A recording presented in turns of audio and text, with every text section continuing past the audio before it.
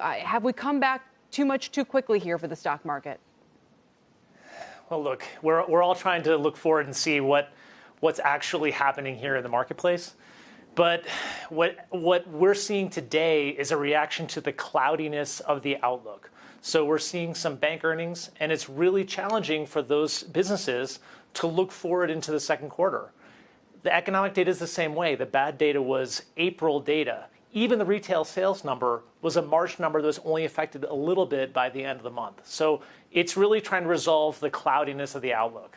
I know we've talked about this before, but you like you say, the survivors in some of these hard-hit sectors like energy and financials. We'll come back to that. But, Jim, I want to bring you in with this idea that as bad as the data get, it might call for more action from Congress and even from the Fed. We haven't even begun really to see the Main Street program in action yet. How would you score them on these measures?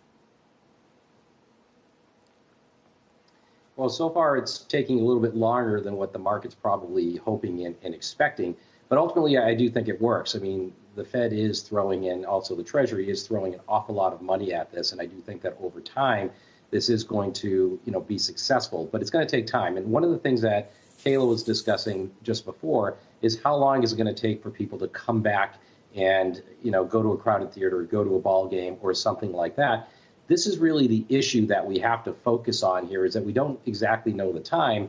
But, what I would argue, though, is that, yes, these programs are of sufficient size. It's just that failure is not an option. The government, the Fed, is going to keep at this, and the sizes will get bigger if it needs to be.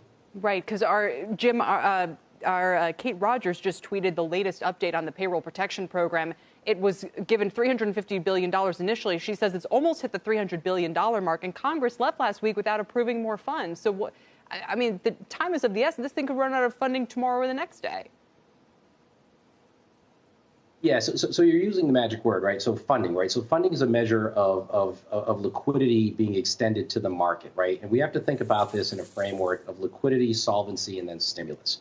So right now, the Fed and what the government, what the Treasury is trying to do is effectively extend a bridge loan to create solvency for these companies right now to get through this difficult period of time where earnings might be a little bit short because people aren't outside spending.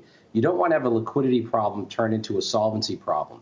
And effectively, you can be insolvent and, to the extent that some earnings are not coming in the way that people had hoped that they were, this is going to hurt a company's ability to repay their debts. But as long as you don't lose access to funding, you can be in that period of time for, an extended period of time, I should say. And essentially, that's what the government is doing, is they're providing a bridge loan to these companies to get to the other side of the virus, so that when they do get there, there's still an ongoing concern and that there is a recovery and that these companies can actually still recover. Right. And so, Jason, I saw you nodding in agreement with that. Bring it back to how you think investors should be positioned right now. Look, I think the liquidity solvency dynamic is critical. I would say that what the Fed's trying to do is solve liquidity issues, but the problem is longer term changes in behavior, et cetera, are solvency challenges, and the Fed shouldn't and can't really solve those. So as you look at beaten up sectors, financials, energy as an example, the survivors are the ones that are suffering potentially liquidity, but not long-term solvency. So we like Royal Dutch as an example. Royal Dutch Shell has a great balance sheet, access to funding actually today. And actually the Kingdom of Saudi Arabia just put a whole lot of money into their equity. I don't know a better positioned investor from a knowledge standpoint, also one that needs those dividends. So as you think about that solvency issue going forward, that's very much in our focus at Thornburg. But I like what you just said, and it's a good point. It's one thing to provide a bridge loan, and it's another to keep up a movie theater or a restaurant business that might literally not be a going concern anymore because it's only going to be at less than 50% capacity, for example. So, Jason, I'm not sure there are a lot of great examples of publicly traded companies. There's a few in that space, but I mean, how big a part of the economy do you think we're talking about that could be permanently affected in that way? And it's a great question. As you look at hospitality sectors, those are a real problem. Frankly, I live in a tourist town here in Santa Fe, and restaurants are shuttering.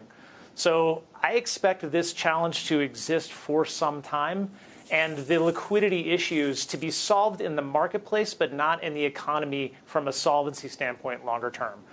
So as we look at this challenge, it's critical. And for us, credit is where this is really playing out. Smaller businesses, private credit, not so much really large public equities. Yeah, I didn't know you were in Santa Fe. You got to get that backdrop.